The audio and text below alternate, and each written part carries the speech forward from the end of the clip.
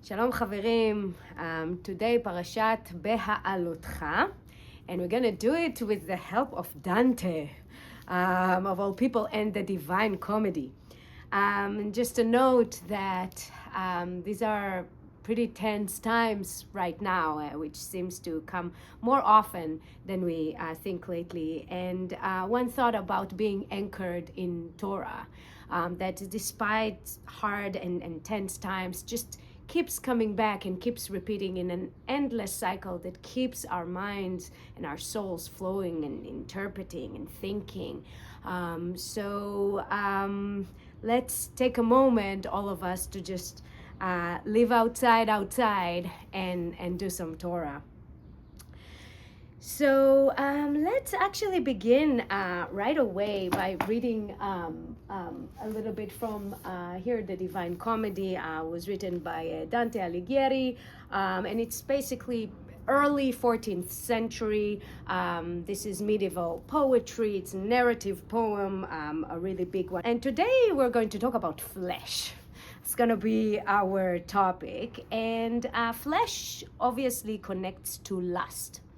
And for Dante, lust is one of the 7 deadly sins, and lust is what make people find themselves in inferno, which is hell, and then also in purgatory, and something that they have to repent to for long cycles of suffering in order to get to paradise, to heaven, which is the progression of the poem as well. So let's read a little bit from the first part from Inferno, about a story of a couple that actually was caught cheating and murdered on the spot. And those two murdered lovers, found themselves in Inferno and shared their story with Dante. And their story was so moving to him that he actually fainted hearing that story.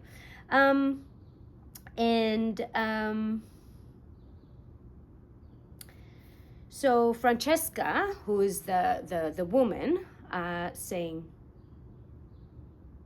"Love, which in gentlest hearts will soonest bloom, seized my lover with passion for that sweet body, from which I was torn, unshriven to my doom.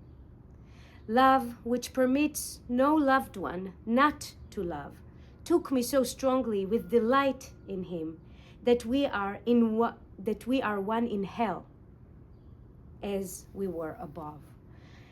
And I think what's so important about these lines is that love and lust and passion are also bringing those poor souls into their doom or into hell. And there's constant tension between that passion for the flesh and between passion that should have been directed above.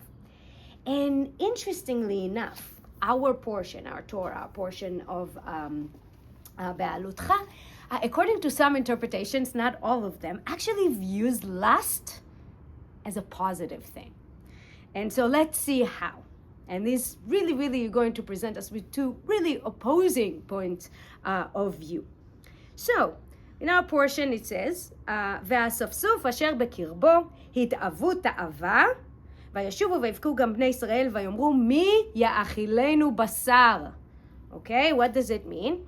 The riffraff in their midst, this is the JPS translation, the riffraff, ha'asafsuf, that word is basically, asafsuf comes from the word sof. So these are the people who were in the back of the camp. Now, the back of the camp could be the riffraff, but some other translations suggest that those were the rabbis. Those were actually the people in the back, the most important people. So depending how you read it, but they felt a gluttonous craving, hit'avu ta'ava. And then the Israelites wept and said, "If only we had meat to eat." Mi ya'achilenu basar, which could be translated also to "who will feed us meat." So Rashi asks, wait a minute, something doesn't add up. Why are they complaining that they don't have meat if we clearly are told in Exodus that the Erev Rav, basically when they came out of Egypt, they actually came out with lots of cattle. They had animals to serve in meat consumption. So what, were they lying? Rashi asks. I don't understand. They did have meat. And Rashi kind of leaves it as an open question. Ramban, Nachmanides, tries to answer it and said, no, it's not that they didn't have meat at all. They ate meat, but only sometimes and only on special occasions. And when they did eat meat, it was involving a lot of work and a part of the sacrifices. So basically they had to butcher it in a certain way, and certain parts of it were being taken to sacrifice, and it was a lot of work and ritual. And what they wanted is they eat meat chinam, meaning to eat meat for free, to eat meat just to eat it, without the sacrifice, without the special occasion, without the work. So this is what Nachmanides is suggesting. But we have a 19th century Hasidic rabbi, Yehuda Aryeh Leib Alter, also known as the Sfat Emet, and he offers a really interesting Hasidic interpretation. By the way, if you're interested in Sfat Emet, here at the Nister, there's this wonderful book which basically brings a concise translation of commentary on all the parashot. So it is right here for Sfat Emet. So let's see what Sfat Emet is saying. ברש"י מי יאכילנו בשר, והלא היה להם מקנה רב, רק שמבקשים עלילה. So basically what Sfat Emet is saying here, he goes to Rashi and he says, I'm going to take up Rashi's challenge. Okay, were they lying? We know that they had meat. So he starts like this. וכאשר מהיה לעלילה יש מאחר שהיה להם, אך יש לומר דכתיב התאוו תאווה, ומשמע שלא היה להם תאווה, שהיו למעלה מהטבע, חירות מיצר הרע. Okay, so I will translate and explain. So what Sfat Emet is saying is that when they are asking for ta'ava, or for flesh, they are asking for desire, because they did not have desire at all. What Sfat Emet is suggesting is that the Israelites in the desert, with eating the manna, were above this world, were pure. They did not have any earthly desires, nor here and not there. They didn't have any desires to commit sins, but they didn't also have a desire to ecstatically worship God. They were just sort of numb creatures.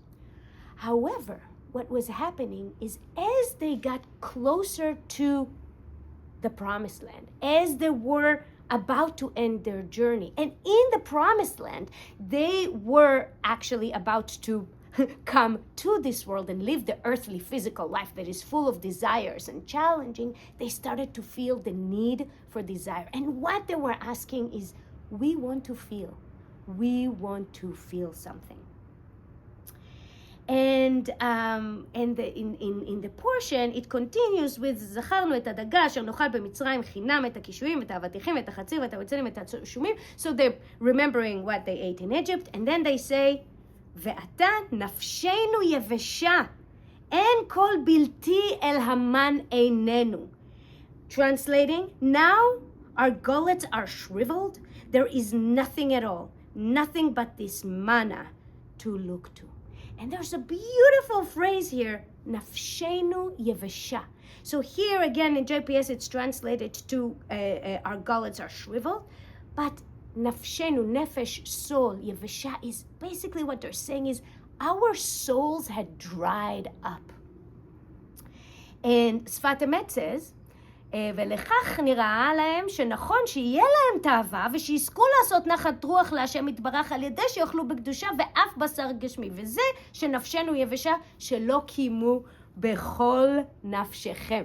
So what Sfat Emet is saying, look, remember the ואהבת, right? ואהבת את אדוני אלוהיך בכל לבבך ובכל נפשך ובכל מאודיך.